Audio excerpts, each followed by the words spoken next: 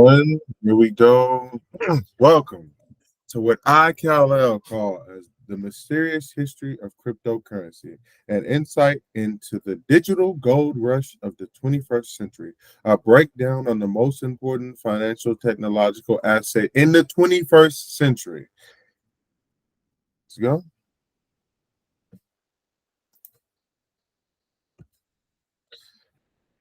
We're going to start with the table of contents. First, we're going to talk about the cypherpunks, the founding forefathers of cryptocurrency. Second, we're going to talk about Satoshi Nakamoto, the rumored genius who created Bitcoin.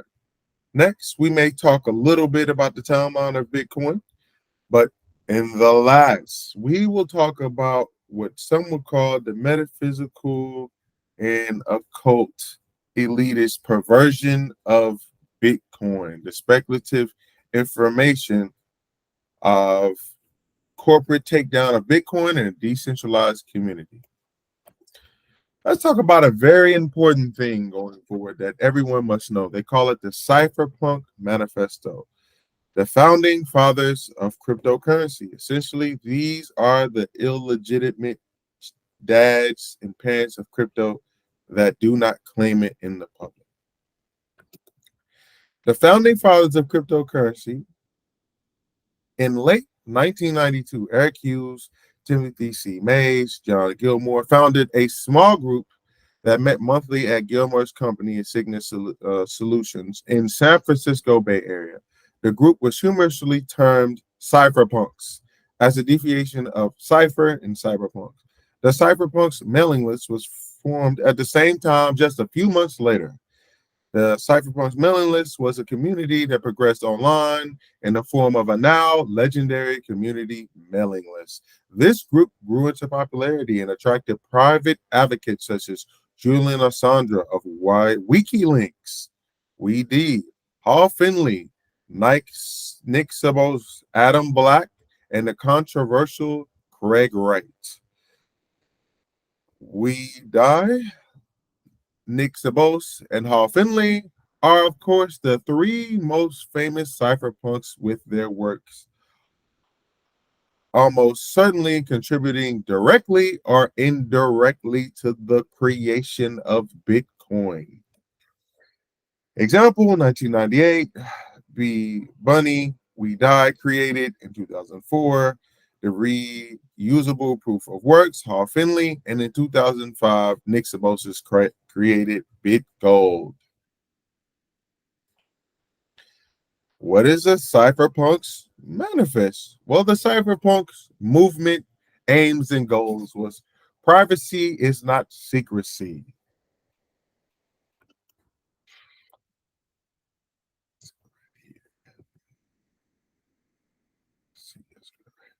It says an outline in a cypherpunks manifest. Privacy is necessary for an open society in an electronic age. Privacy is not secrecy. A private matter is something one doesn't want the whole world to know, and a secret matter is something one doesn't want anybody to know. Privacy is the power to selectively reveal oneself to the world.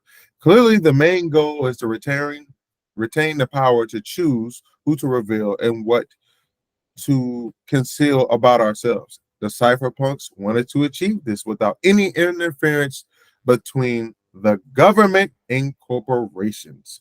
Many cypherpunks believe that the governments are conducting massive surveillance on citizens, and they are collecting and withholding information data from said mass surveillance programs. As we know, Edward Snowden's revelations regarding PRISM, the NSA, the GCHQ, and other data collection programs. This is true. In the financial industry, cypherpunks are also advocate for absence of government and central banks. Ironic. In any transaction involving money. They feel that financial institutions run by one central system are unable to prevent crimes such as fraud, theft, and money laundering. This belief played as a central role in the birthing of Bitcoin and other cryptocurrencies. This is what the list looked like. It was an email list that was sent out. They talked about certain things. Says here the second meeting was October 10th, 1992. So they were doing this for a while. Now let's talk about what some of these cypherpunks created that we are very well familiar with.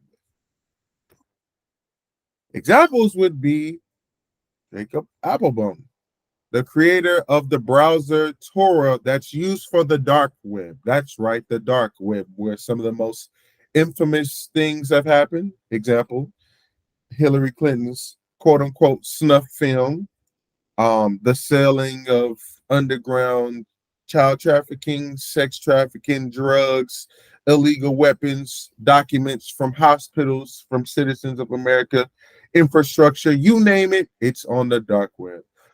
Julian Assange, the founder of WikiLeaks. Dr. Adam Blank, the inventor of Hashcash and co-founder of Blockstream. Pay attention because Blockstream is going to play a very important role going in the future. Bernard Cohen, the creator of BitTorrent. As you all know, Napster was the first peer-to-peer networking where you could download, and BitTorrent was right after. So remember when everybody was downloading album tracks, movies, videos, and the infamous, I hate to say it, R. Kelly tape. Yes. Hal Finley, the main author of PGP, creator of the reusable proof of work. Tim Hudson, the co-author of SS Layla. You guys are probably not going to know that. And Zuck Wilcox O'Hearn, the DigiCash developer, founder of Zcash. Let's go a little forward.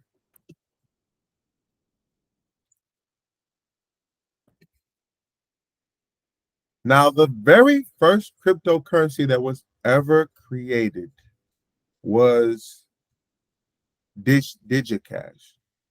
In 1990, David Chum spearheaded the first serious attempt at building private digital money, DigiCash.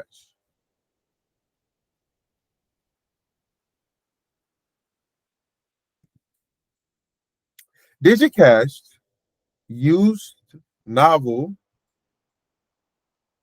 cryptographic to ensure user privacy while solving the double spend problem. The underlying algorithm was known as eCash, first published in 1982, later improved by another cryptographer, with which follows as a simplified description of the eCash algorithm. This is what DigiCash looked like in its entirety during its prime.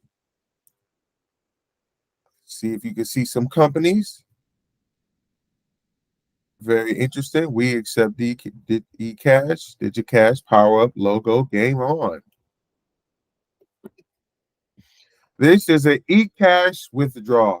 Choose action, withdraw from the eCash bank account, deposit to eCash bank account, withdraw from the credit card, DigiCash. You put your money right there. You press OK. That would go off of TCIP. And there you go. The very next cryptocurrency that is very infamously known after DigiCash was Hashcash. Hashcash was an early precursor to digital cash, created in March 28th, 1997, when 2,000 or so subscribers of the Cypherpunk mailing list received an email with the above header in the inbox. The sender is 26-year-old British pre-doc University of Ursa young cryptographer and prolific contributor to the mailing list, Dr. Adam Black.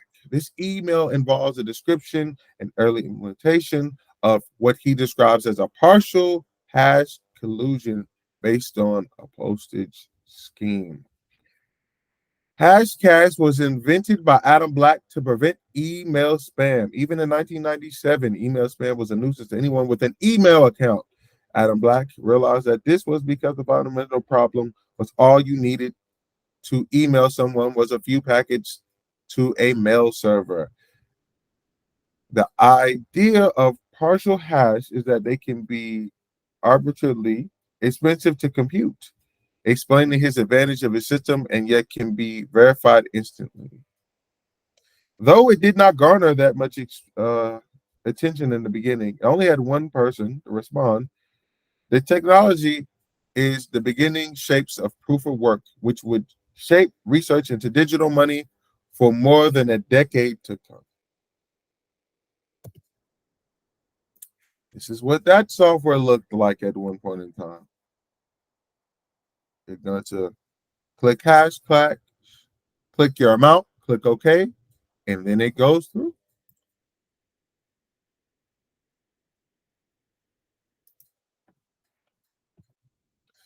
Satoshi Nakamoto, the godfather of modern cryptocurrency.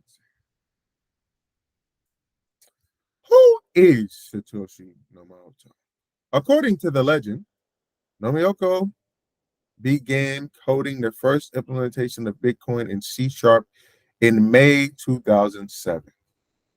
In August 2008, he sent private emails to two well-respected cypherpunks, Paul Finley, We Die, and asked them for feedback on early versions of Bitcoin white paper. While he is on record as living in Japan, it is speculated that Nakamoto may be a collective for more than one person.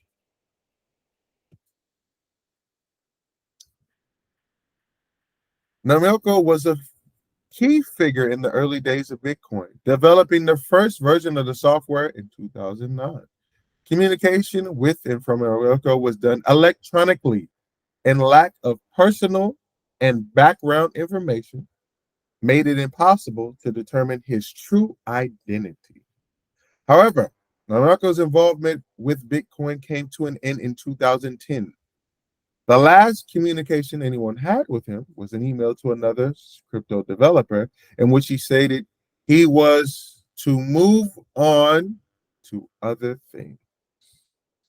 The inability to put a name on the face has fueled a widespread of speculation about Nakamoto's identity, particularly as number, popularity, and notoriety of crypto has grown. His identity has not been assigned to a provable person or persons yet, but it's projected that the value under his control is estimated to be around 1 million Bitcoin, which would exceed $50 billion at the time of this creation of this PowerPoint. And if the maximum number of Bitcoin that can be generated is 21 million, his stake is 5% of the holders of Bitcoin. So supposedly, this person that they cannot find, do not know, and identify in no way, shape, or form owns about $1 million or 5% of Bitcoin. Very interesting.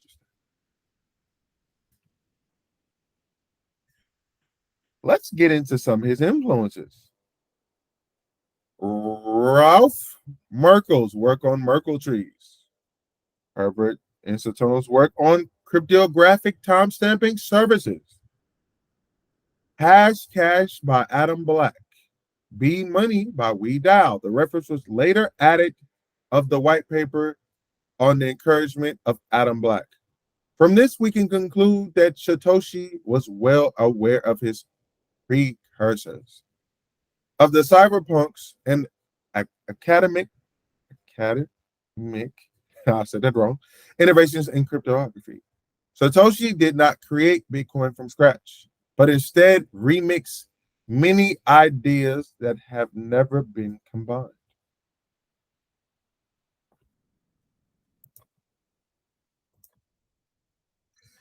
It says Bitcoin's peer-to-peer e-cash paper. Satoshi Nakamoto, Saturday, November 1st, 2008.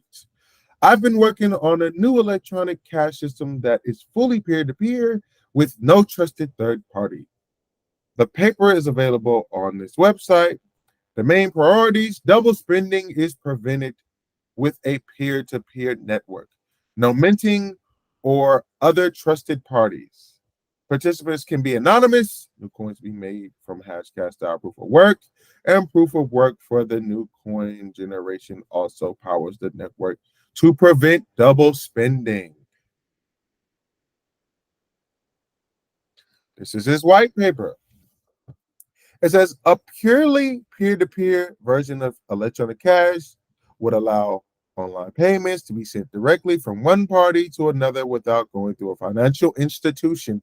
Key word, without going through a financial institution, which means this was created to be away from the powers that be, or so they say. We will get to if that is true later on. Digital signatures provide part of the solution, but the main benefits are lost if a trusted third party is still required to prevent double spending. We propose a solution to double spending problem using a peer-to-peer network. The network is timestamps transactions by hashing them into an ongoing chain of proof of work. The band behind the group of Satoshi, Dorian Namiyoto, Greg Wright, Pat Finley, and Nick Subos. Dorian In 2014, Newsweek's journalist Leah Goodman published an article entitled The Face Behind Bitcoin. In one of the highest profile attempts to reveal Namiyoto's identity, Goodman identified Dorian Namiyoto as an elusive Bitcoin creator. Goldman cited similarities between the two Namiokos, including mathematical skill, temperament, Japanese descent, political leanings. Dorian preceded Namioko, then 64 years old, was living in Temple, California when Goodman reached out to him. Dorian had previously worked on computer engineering and classified defense projects, according to Goodman. However, Dorian later denied any involvement with Bitcoin, and he dismissed any published quotes as a mere misinterpretation on the reporter's part. He quoted he was taken out of context and that he was talking about the engineering rather than Bitcoin at the time of the interview. Craig Wright, whereas Dorian denied being Satoshi Nakamoto, Australian computer science Craig Wright claimed that he was the man behind the mask.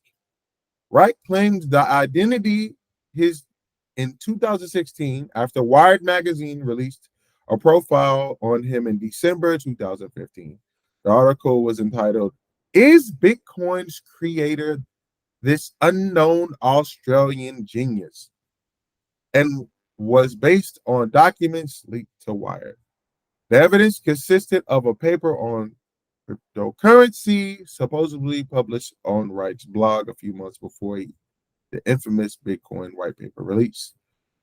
Leaked emails and correspondence regarding P2P, P2P distributed ledger are also surfaced, as well as transactions from tax accountants, lawyers, containing statements from Wright. But the evidence came to light, proving the contrary. The blogs had been backdated, and as were the supposed public encryption keys linked to Naruto. As a main identifier on the blockchain is a public encryption key. One half of the two key system that the crypto holders need to carry out encrypted transactions. In Wright's case, it appeared both of Namelko's public keys and public entries were backdated, making his claims more suspicious. Paul Finley. Paul Finley was a computer scientist, coder, graphic enthusiast, even before the Bitcoin boom. He died in 2014 at the age of 58 after battling ALS for 5 years. Other than Noriyoko himself, Finley was reported the first person to have been debugging and working on improving Bitcoin's open source code. He also received the first Bitcoin transaction in 2009 from Satoshi himself. He was also neighbors with Los Angeles engineer Dorian Oko, a fact that Forbes journalist Andy Greenberg found interesting, if not suspicious. Because of their similarities in writing style, Greenberg initially surmised that Finley may be Nomioka's ghostwriter. However, Finley denied such claims and presented evidence to prove he was not Satoshi Nomioka. Upon meeting Greenberg, he presented those emails that he and Nomioka had exchanged over the years, as well as Bitcoin's wallet history. The writing consultancy likewise contributed to Nomioka's alleged emails to Finley, which matched his other writing, cementing Finley's claim that he was not Satoshi. Nick Sabos. Crypto expert Nick Sabos was also one of the media supposed Satoshi clones. In 2015, the New York Times published an article entitled Decoding the Enigma of Satoshi Nakamoto and the Birth of Bitcoin. Comparisons was made between him and the mysterious Nakamoto, owning the similarities between writing preoccupations, as well as Sabo's significant contribution to the development of Bitcoin. He was an engineer by profession, a cryptographer, a legal scholar, and had published works that were related to Satoshi's intellectual preoccupations at the time. Example, Sabos pioneered the concept of smart contracts. I repeat, Nick Sabos is the creator of smart contracts all the way going back to 1996. The paper entitled Smart Contracts, the Building Blocks for Digital Markets. Sabos contextualized BitGold in 2008, which was a decentralized form of currency and the precursor to Bitcoin. Ladies and gentlemen, cryptocurrency has been in development for a very long time. And it's important that we learn that, because those that do not learn from the past are doomed to repeat it. Nothing is by coincidence, and nothing just happens to happen. Sabos previously worked for DigiCash as a digital payment system that used cryptography. Both Momoto Sabos reference economist Carl Merger in their communications. In his book, Bitcoin, the Future Money, Dominic Frisby was convinced that Satoshi Nakamoto and Nick Sabos were the same person and presented arguments to support his hypothesis. Sabos, however, denied the allegations, considering his supposed secret identity.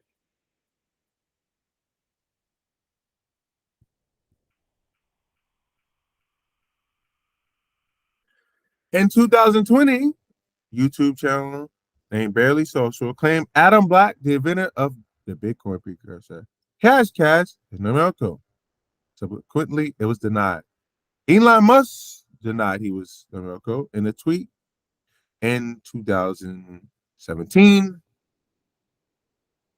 responding to speculation the previous week in a Medium post by a former SpaceX intern. In 2019, Evan Ratliff claimed drug dealer Paul Laroff could be Nakamoto. Interesting. And in 2021, developer Evan Hatch proposed cypherpunk Lamise Lynn Seasman of Kaz as a possible candidate.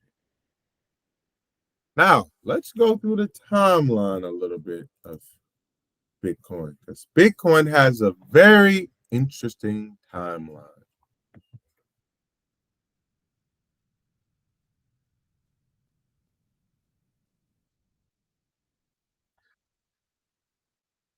The growth of Bitcoin. In 2010, early adopters like BitMarket and Mount Grove Exchange were created, allowing the trading and establishing a price for Bitcoins.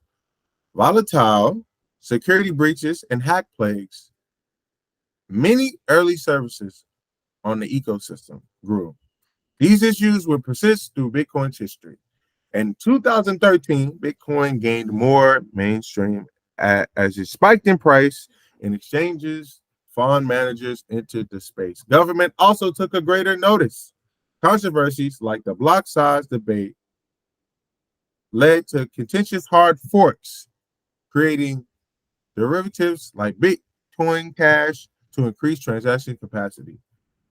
By 2017, Bitcoin's price exploded, peaking at nearly 20,000, bringing in a new wave of individual investors, but its euphoria was followed by a crash.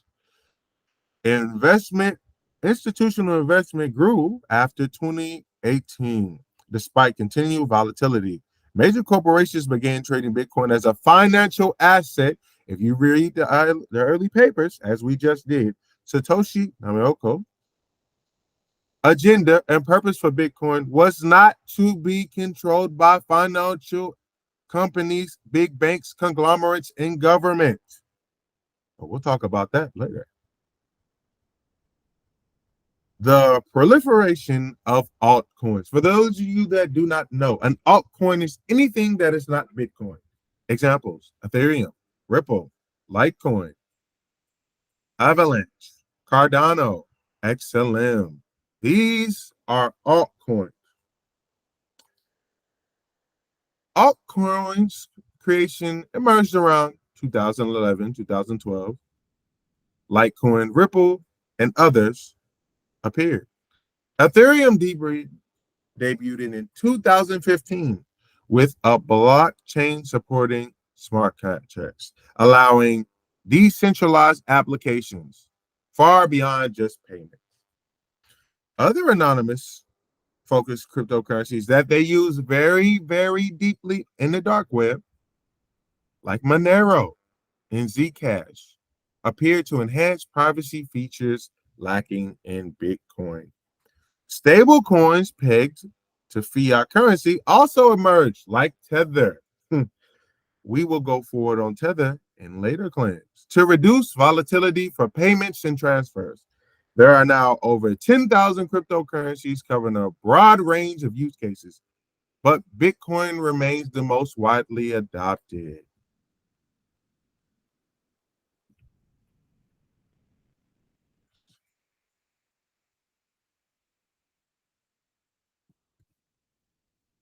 Let's see. Hold with me, guys. We're doing this for a reason.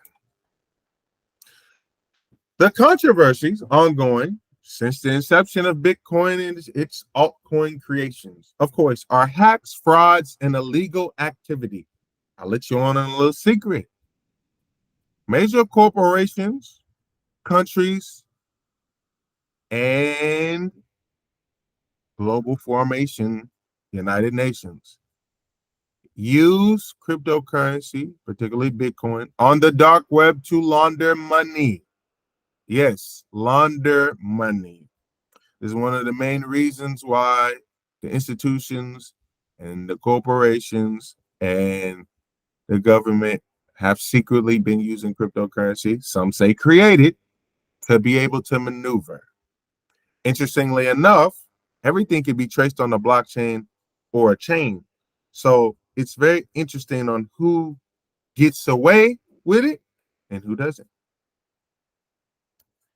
Concerns persist around energy use and environment impact, especially for Bitcoin mining operations, centralization of certain coins into a few individual groups, raise questions about the level of true decentralization. Government crackdowns on cryptocurrency activities are increasing around tax evasion and anti-money laundering regulations. Now we're going to get to the very juicy part, guys. This is what you're all here for. This is what I created this PowerPoint, and this is why I'm giving this presentation. We are really here to talk about the occultists, the metaphysicists, the spirituals' ability to read in between the line.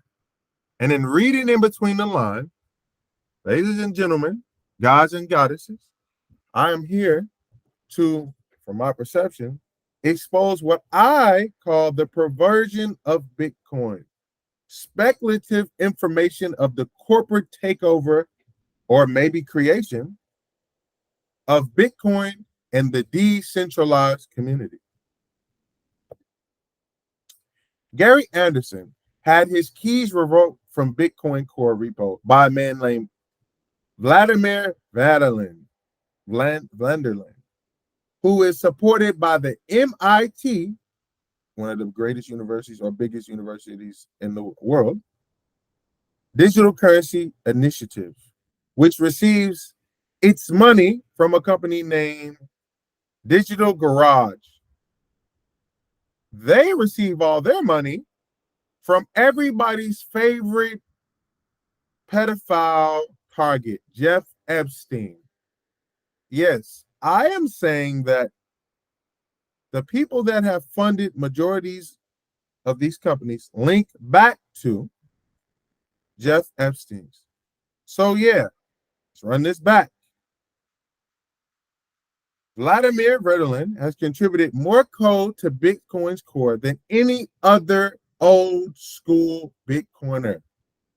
Bitcoin was originally designed as a means of an exchange, not just to store value. Satoshi Nakamoto talked about using Bitcoin to create email services, run adult websites, laugh out loud, and tokenize payments. Bitcoin was designed to be a peer-to-peer electronic cash system. Many people in the Bitcoin community today have forgotten the purpose of Bitcoin. Anthony Palomaro, Michael Saylor, Elon Musk are promoting Bitcoin as a store of value to replace cash reserves. As we read earlier, Bitcoin is not supposed to replace money. Bitcoin may outperform the dollar over the next decade, but that was not its original purpose. Nakamoto believed Bitcoin could help people who did not have access to banking services. This was an alternate, not a replacement. Bitcoin's original purpose was to create a decentralized system of trust that did not rely on the banks or government. It was not designed to be a speculative asset, though unfortunately that's where it's at. This initial scene solution to fixing many mistakes with low fees allow for double spending. As a self-assessed Secret Service agent paid a Bitcoin core developer to change the protocol, leading to shutting off most of the script stack and making transactions slow and expensive. Ladies and gentlemen, what they're saying in that is that Bitcoin has been forked. The Bitcoin that is promoted and concise to the public as a financial asset is not the original Bitcoin.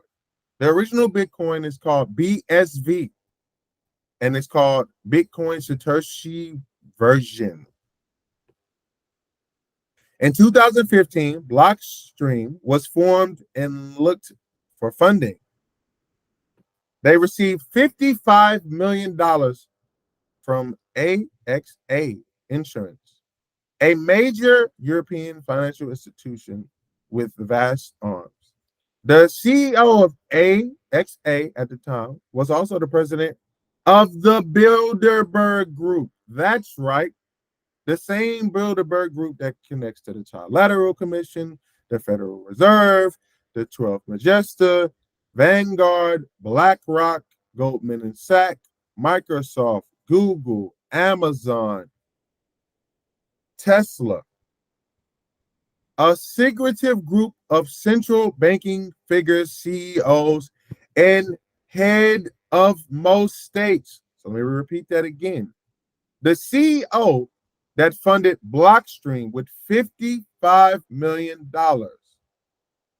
is the president of the Bilderberg Group, connected to the banks, CEOs, and majority of politicians over most of the states. If you're saying, what does that mean? That means that Bitcoin keys has been revoked and it has been forked and controlled by and funded by the likes of the Bilderberg Group, Jeff Epstein, and many CEO banks figures and heads of politics. Blockstream has ties to other big venture capitalist groups, such as the Digital Currency Group. Pay attention, people. Digital Currency Group. I'm going to say it again. Digital Currency Group, called the DCG. If you don't know, the DCG, we go a little bit down here, they own 99% of the brands in the crypto space, including exchanges, wallets, developer groups, liquidity providers, and etc. They are a giant partner in MasterCard and are pulling the strings of the entire crypto space. Ladies and gentlemen, I am giving you a secret to those that control this world. Do not let anybody tell you that we're in a decentralized community. I believe that all of these people that I've named, Attic Black, Hall Finley, We Die, Satoshi Namiaka, Nick Wright, Gary Anderson, have all from the jump been involved in the creation of cryptocurrency to eventually be the psyop to remove humanity from paper cash to a cashless society where you will own nothing and you will be okay with it. As you can see here, it says these groups heavily influence the development of Bitcoin and steer towards a payment vehicle that benefits them financially. Lightning Labs, Coinbase are owned by the same group. That's right. Coinbase, Ripple, Coinbase, Genesis, and Gemini, from what I remember, are all owned by the DCG, who is all owned by the Bilderberg Group, who owns and runs the world military in war efforts across everywhere. Pay attention. Some influencers are approached by hedge funds and offered money to promote their channels while being told what to talk about. Are you saying, Kal-El, that most social influencers are paid to lie and confuse the masses? Yes.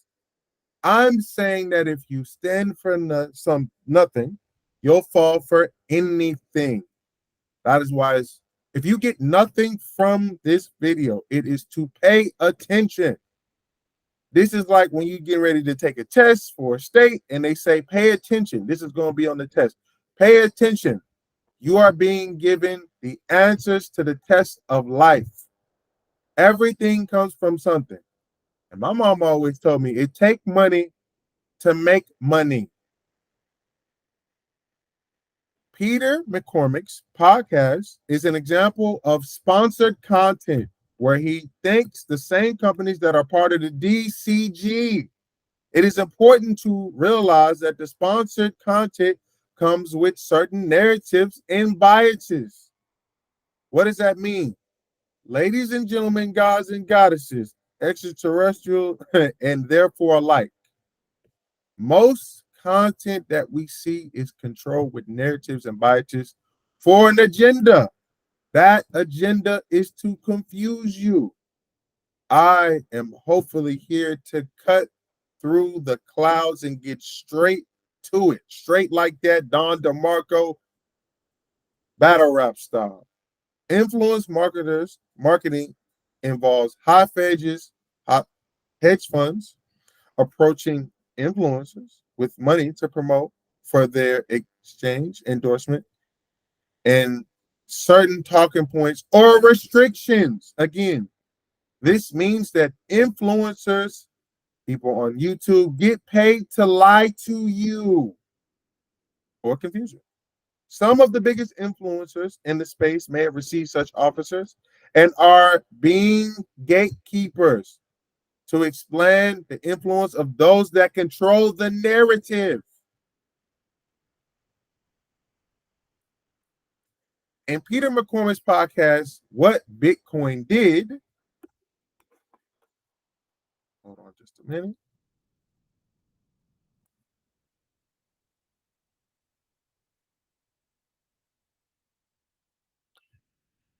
Is an example of sponsored content, with Kraken being one of its sponsors. This means content may be biased towards the sponsor's agendas and interests. When an influencer is sponsored, there are things that come with that sponsorship, just like when the World Bank or the IMF give countries money, it's on their rules, terms, and conditions. Kurt Winkert Jr. has a history of supporting the biggest block implementation of Bitcoin, starting with Bitcoin Classic, Bitcoin XT in 2015, then Bitcoin ABC 2007, and finally Bitcoin SV in 2018. He works for CoinGeek, which some may argue is biased towards BSV. However, he claims that the support for BSV is based on his belief in raising the block size limit to 128 megabytes. Now, Visa and MasterCard are the oldest technologies from the 70s and 80s and have not been upgraded. Bitcoin is much faster and more efficient than Visa and MasterCard, even though that is not its original intent. And this threatens their empire. Money is power, as we all know. A measuring stick for power. Social engineering can make people think you're the good guy with money, and you can become the master of your own universe. BSV is a coin described in 2008 white paper. Right? So this is like I was telling you guys earlier. The Bitcoin that you see that people buy, that people promote, that these companies are invested in, the GCG, Blockstream, and therefore after, is not the original vision for Satoshi Nakamoto. And you must pay attention to that. Yeah. Craig Wright did not want to be a public person when Satoshi Nakamoto went away. He was doxxed by several media outlets when he came back. Craig believes that Bitcoin needs to scale on a chain and look like BSV today. But this view was rejected by small blockers who are controlled by MasterCard. Craig reached out to the lead developer of Bitcoin Core, the head of Bitcoin Foundation, a cryptographer named Ian Gregg. Ian Gregg created the technology that makes Bitcoin possible.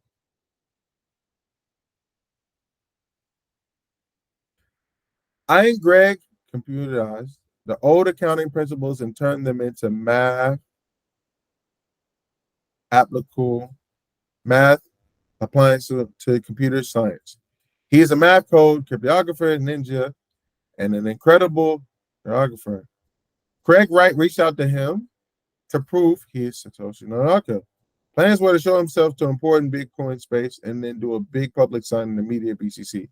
Greg Anderson, the guy that's supported by Vladimir Huns, the guy that's supported by the Digital Garage Group, who is connected to the guy that's connected to the Bilderberg Group and the elitists.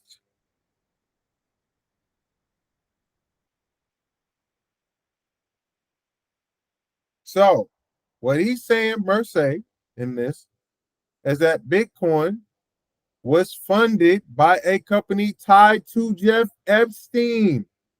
Jeff Epstein wanted to launder money and pay Bitcoin developers for something with a protocol. Craig said that Epstein is not a bad guy and that there are people doing much nastier things in the world. Epstein as we all know, was probably the biggest, largest human trafficker ever taken down in public, but it wasn't discussed much. Bitrix USD is a laundering money tool for criminals and allowed to operate. If those don't know and that are listening to this, Jeff Epstein has been seen with the majority of celebrities. I will start naming Oprah, Donald Trump, the Clintons, Will Smith, Jay-Z. A numerous amount of people have been caught in logs going in airports back and forth to islands with Jeff Epstein's. So what are you saying, Kyle? I'm saying that in its inception, Bitcoin has been controlled by the conglomerates and the financial people for a while. The DCG, Jeff Epstein, and countless others, MasterCard, Visa, and banks. Keep going.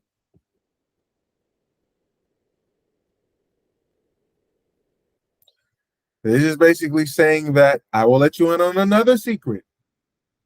Bitcoin exploded when they used Tether, which is a fake money stablecoin. Tether is the biggest stablecoin across the world.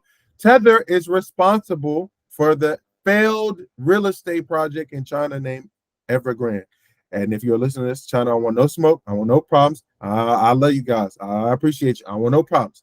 I'm just saying that this connects to the implosion and explosion of Bitcoin. Bitcoin exploded when they used fake stablecoin money to substantiate it. That's another thing people will not tell you, but I will tell you. Congratulations. If you're still here listening to my voice for some flam reason, you've made it to the bonus round. The bonus round, we're going to talk about the Satoshi Roundtable meeting in 2015. This meeting contributes to the future of Bitcoin cryptocurrency and therefore after. The crypto elite meet once a year, just like the Bilderberg Group does in the California, at an undisclosed location which has been known as Satoshi's Roundtable. This is a list of attendees. We will talk about that later. Look at that. Look at all these powerful men on this island just enjoying discussing your future, and you don't know nothing about it. It says this is their mandate for the first Satoshi Roundtable meeting in 2015. It says Bitcoin should be open to participate by everyone. Bitcoin should remain open source with transparent and freely available code. The Bitcoin protocol is ownerless and should remain that way. Attaching identity to the blockchain should be optional. Historically, blockchain transactions should remain unchangeable.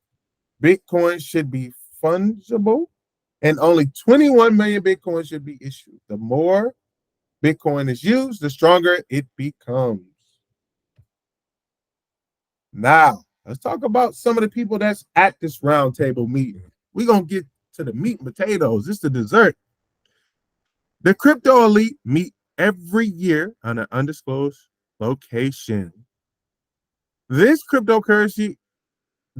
is the crypto industry's Bilderberg meeting, where they decide how to move forward, pump money into the market. This includes names from the Tether cartel, Brock Pierce. This includes names like Robert Val, who's involved in Bitcoin and Ripple XRP, Brian Armstrong from Coinbase, Virtual Mutant from Ethereum, Gary Anderson from Bitcoin, and more. The crypto industry has taken a page out of traditional financial system and created its own group and roundtable to control the industry. This group prioritizes location and venue for private and secure reasons. There are no press or media allowed. All discussions are off the record and follow the House rules, which were used to block size debates in 2016. The very first meeting, held in February 2015, was limited to 50 people. Using the waiver machine, it is possible to see the website they created. Import attendees include John Bennett from the Noble Markets, Brock Pierce, right? We'll talk about him in the future. He is a guy that's connected to Tether and the original Bitcoin Foundation. Interestingly enough, he was an actor and got interested in crypto at the age of 19. Now, if that ain't funny, I don't know what is. Justin Boone, who's an associate to Tether and Crypto Capital. Roger Ver, who's connected to Tether. Virtua Buterin, the creator of Ethereum, the most famous and most widely adopted cryptocurrency outside of Bitcoin. Other attendees would be Jared Kenna, Akabrunum, who is known for buying a Lamborghini with Bitcoin in 2013, but was also being accused as a scammer. Reeve Collins, the former CEO of Tether, or Dumpster. Andy Theron, Bruce Fenton, Charlie Lee. And Bruce Fenton is creator of a coin called Raven Coin. Raven Coin would be a very important coin. It was in the Simpsons episode, so pay attention. Charlie Lee, which is the founder of Litecoin and former Chinese Coinbase employee. Now, don't you think that's funny? If you guys don't know, I'll break down the history. Bitcoin was created. Ripple came out with their coin called Open Coin and were Open Labs. They changed their name. From Ripple branched off Jed McCaleb and Stella Lumen. From Ripple branched off Virtua Buterin, who was an intern. That's right. Virtua Buterin was a potential, matter of fact, he didn't become an intern, but he was a potential intern for Ripple. He branched off and created Ethereum with the Ethereum secret mafioso group, Tom Grecken. From Ethereum, Shiba Inu was created. From Bitcoin Lite, Dogecoin was created, right? After that, Cardano was created in 2015, right? And I'm giving you this timeline to let you know that everybody know everybody, but you don't know nobody. How does that work? Going to continue. This guy named Matthew Millen. Now pay attention. Matthew Millen is a part of one of the biggest financial families in the world. He is connected to the 13 families of the Illuminati, right? He's the heir to the banking fortune. Was also attended. He is in that picture in 2015. He's now dead. And it's possibly the person in the back wearing sunglasses. This is weird because he was with Pierce Brosnan, who has ties to Tether, as well as John Bennett's Noble Markets and other Tether executives. Ladies and gentlemen, Tether is extremely important in the creation and promotion of Bitcoin and cryptocurrency. That's where the money comes from, and that's how it's pumped. You heard it from me. I don't care what nobody else tells you. I am sure of that 100% of my heart. This is where banking relationships with BYN, Mellon, and Tether were initiated and created as Noble Black and D-Tech Bank, Cisco Bank, all named the Bank of the New York Mellon for custodian purposes. These guys worked with Bitfinex and Tether. Matthew Mellon was supposed to check in a rehab clinic in April 6, 2018, according to the clinic's Twitter. However, it was learned that he died at a hotel on the 16th prior to his check-in. The rehab clinic insisted he come back for maintenance, but he died before he could come back due to a heart attack in a hotel, even though he was sober. There was a picture taken of him weeks before where he was sober, but another picture on April 8th, just before his death, where he appeared to be under the influence. According to the article in the New Zealand Herald, after his death, his friends were whispering whether he was murdered for his cryptocurrency, and as millions of dollars are missing, probably forever. Millen always says that they were out to get him. Perhaps he was right. According to the New York Times article about his death, Mr. Millen's stepfather, Jerry Bryant, said that they were attempting the results of an autopsy toxicology test conducted by the Mexican government, but they never received them. How interesting. According to the interview with someone who had contacts with Millen, who dealt with his body was taken from the hospital to postmortem examination. The person that interviewed said that he died of unnatural causes. After examination, he was cremated, and sent to his family. It's worth noting that the details of how Millen rushed to Mexico and checked into the hotel, not immediately into rehab, are fishy. What's also interesting is that after Millen's banking loss in 2018, Bitfinex and Tether went to crypto capital. And it's now known that one of the execs, Ivan Manueli, is accused of being a part of the international drug cartel laundering cash using Bitfinex and Tether in cryptocurrencies anti-money laundering report in 2019. They highlighted Mexican cartels using Chinese money laundering networks, as known as Chinese underground banking systems, CUBs, leveraging their crypto brokers. This network is composed of up to 10,000 clients that move $100 billion a year. So what is he saying? That these guys are connected to a CUB, Chinese underground banking system, where 10,000 clients secretly, privately move hundreds of billions of dollars every year. It is well known that Chinese whales are utilizing Tether and cryptos investors to begin their investments in the sample coin. Tether is a stable coin that is being traded through domestic over-the-counter dealers with brokers who take stable coins to foreign markets overseas to exchange them for cryptocurrencies such as Bitcoin and Ethereum. This allows for easier and faster transactions. The very first Satoshi Roundtable meeting was held with 50 attendees.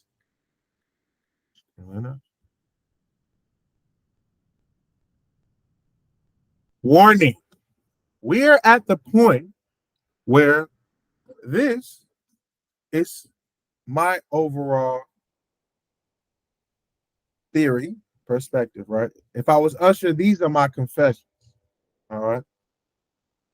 The following section is purely speculation, or is it? Enter at your own risk. Because as you know, once you know, you're not unknown.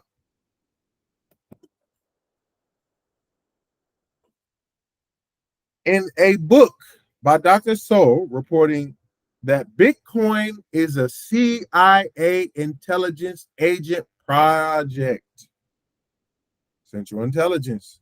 When they break down Satoshi Nomiyaka in Japanese or Chinese, Nomiyaka means central point. Satoshi means intelligent and wise one.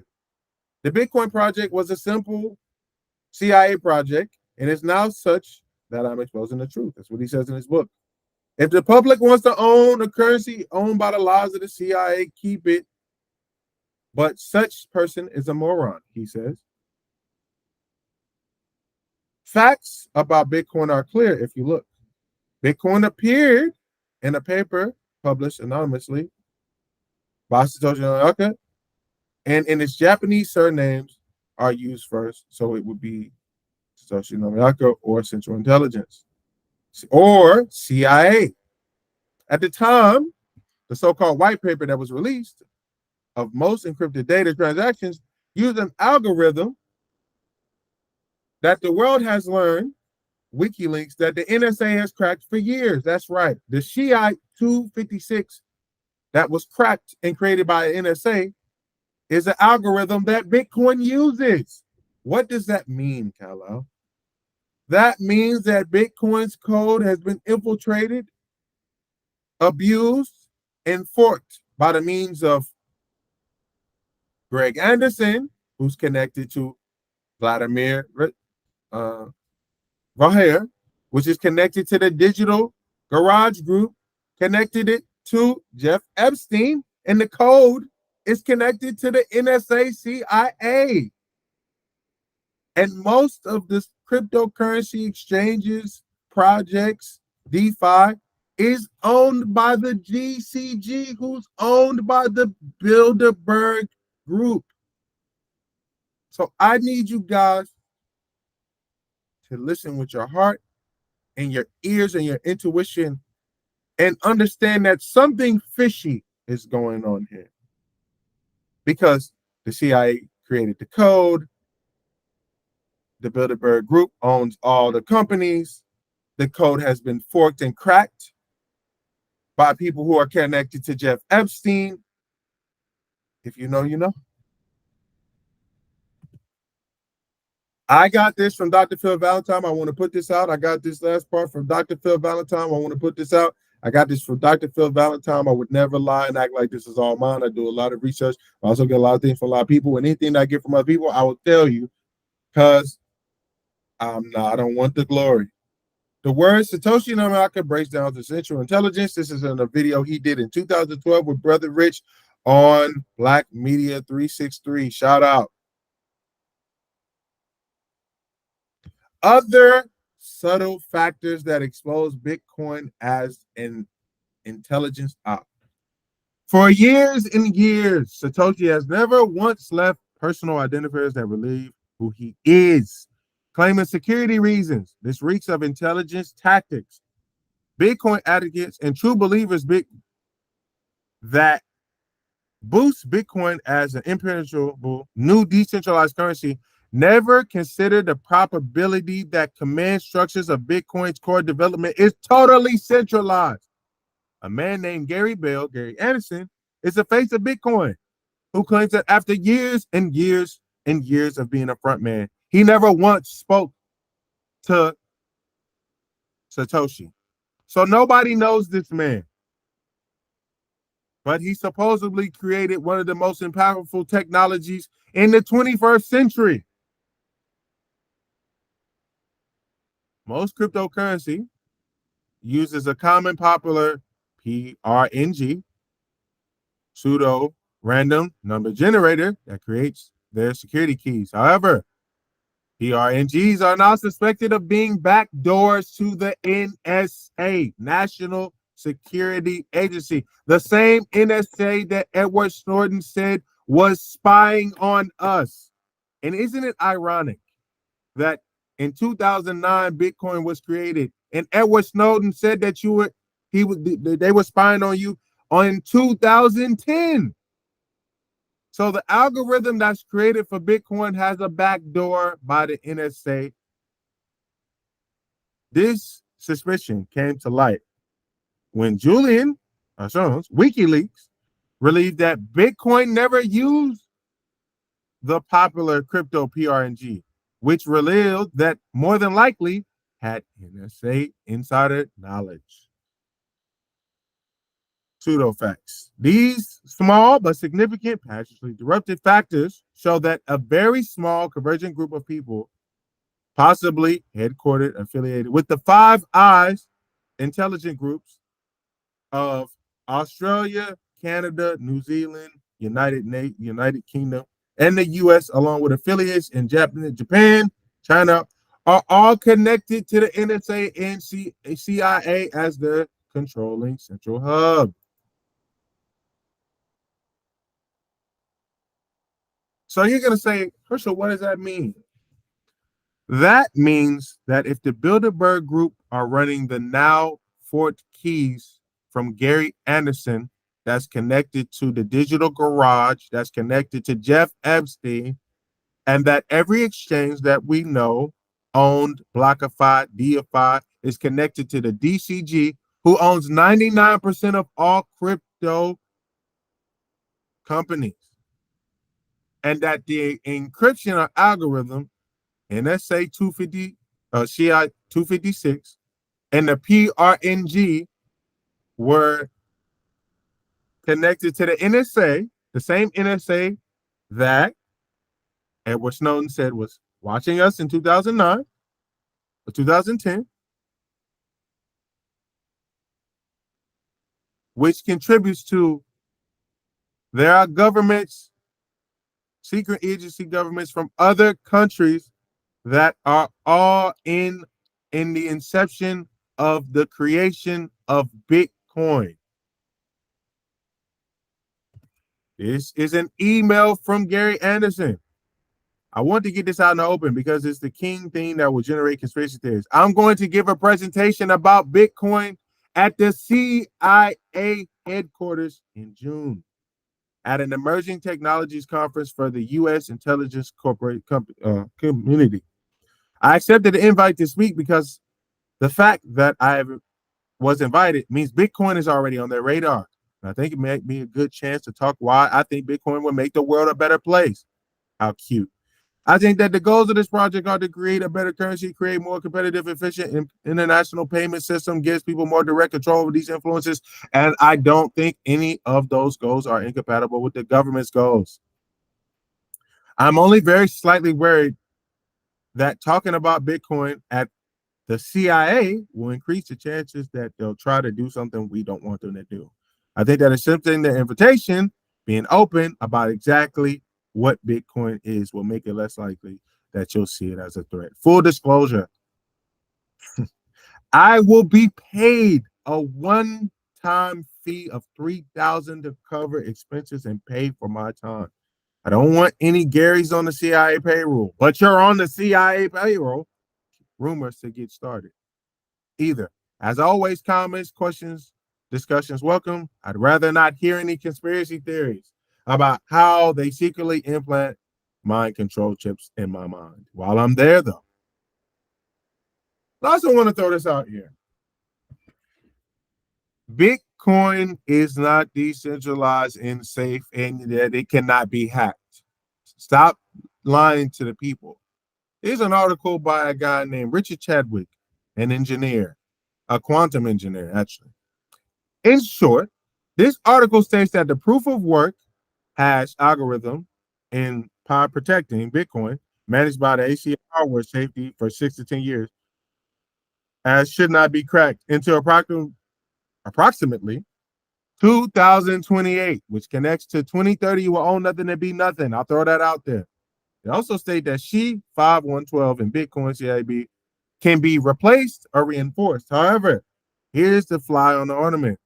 Size algorithm, a quantum algorithm for factoring integers, that's how it would attack the crypto, is a better path. Deploying a quantum computer against the 256 or curve of Bitcoin uses much more dangerous.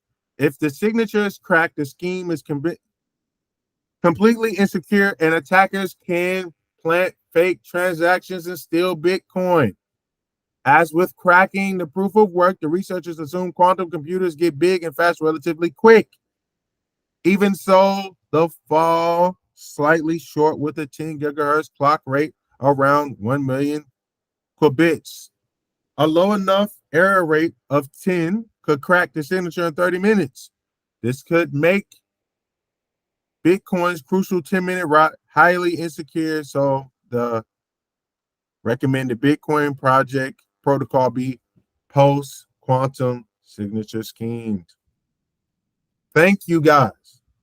The point of this was to allow you guys to know exactly what's going on and the mysterious history of cryptocurrency. If you like this video, give me comments. If you felt like you learned something from this, my Cash App will be in the things, and my Cash App will be in the link in the description, and we will continue to rock out. This is Kyle Loud, signing out.